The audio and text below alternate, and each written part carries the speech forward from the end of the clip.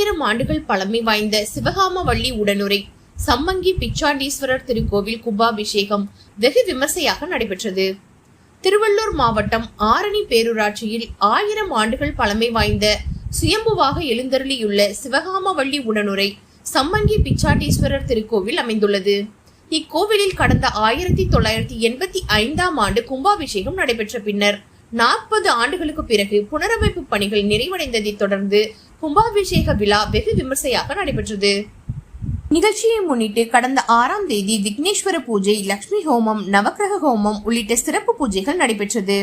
தொடர்ந்து விசேஷ சாந்தி, 2ஆம் கால யாக பூஜை, அனைத்து மூர்த்தங்களுக்கும் அஷ்டபந்தன மருந்து சாற்றுதல், பூர்ணாகதி உள்ளிட்டவை நடைபெற்றது. விழாவின் முக்கிய நாளான ஞாயிற்றுக்கிழமை மகா பூர்ணாகதி, யாத்ராதானம், சிவாச்சாரியார்கள் வேத மந்திரங்கள் முழங்க பல்வேறு புண்ணிய நதிகளில் இருந்து கொண்டுவரப்பட்ட புனித நீர், மேலதாளங்கள்,